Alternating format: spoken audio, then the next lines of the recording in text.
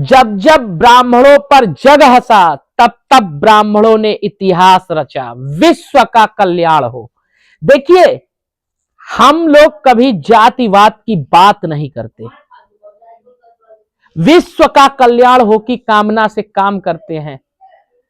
लेकिन जब बात आती है ब्राह्मण समाज की तो सबसे ज्यादा टारगेट उन्हें किया जाता है, उन्हें हंसी का पात्र बनाया जाता है, उन पे हंसा जाता है, उन्हें ट्रोल किया जाता है। और कुछ लोग कहते हैं वो एक लाम बंद एक साथ नहीं हो पा रहे हैं। 14% है लगभग आबादी, जो आंकड़ा लोग देते हैं, एकजुट नहीं हो सकते।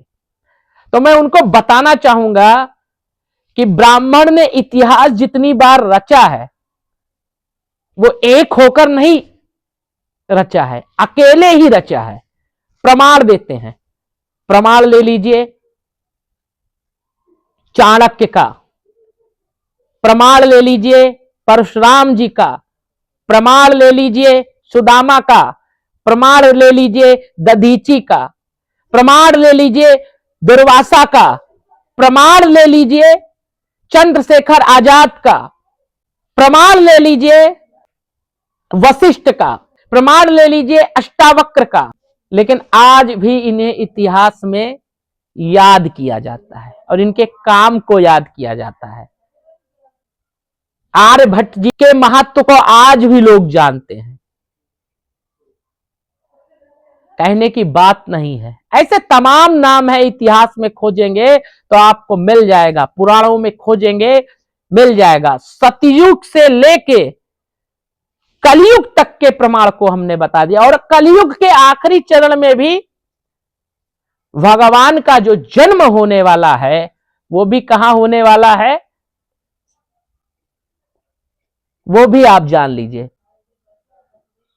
मुरादाबाद सम्मल गांव विष्णु यश ब्राह्मण के यहां भगवान कल्कि का अवतार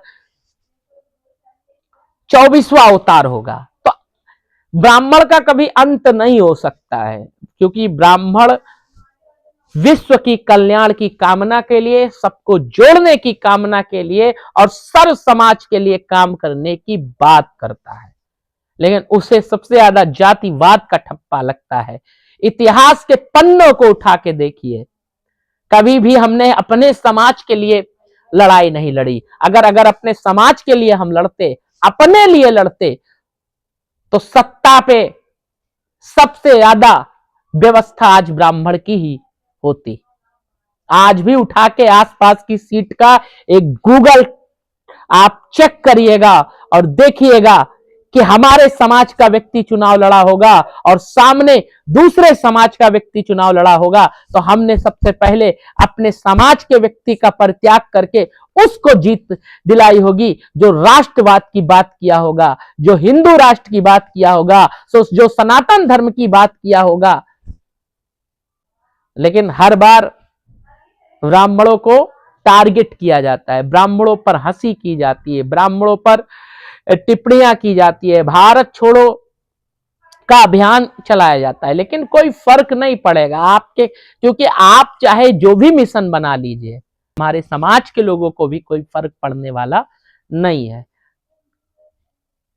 हम भगवान को मानते हैं, हम सर्व जाति को लेकर चलने की बात करते हैं और हम विश्व का कल्याण हो की भावना से काम करते हैं। और जो विश्व की कल्याण होने की भावना से काम करता हो, उसके मिशन में सीधे भगवान रहते हैं, तो फिर हमें कोई चिंता नहीं है। हंसते रहिए, पागल कहते रहिए, अकेले कहते रहिए, दिवालिया कहते रहिए, और हमें एकजुट होने की जरूरत भी नहीं है। हम जब अकेले ही काफी, हमने प्रमाण दे दिया ना कि जिसने भी रचा इतिहास उसने अकेले भी। तो जो भी हमारे समाज के लोग काम कर रहे हैं वो अकेले परिवर्तन करने की क्षमता रखते हैं, क्योंकि हम लोग कभी जातिवाद नहीं किए, इसीलिए बटे हुए हैं और जातिवाद के लिए कभी सोचे नहीं।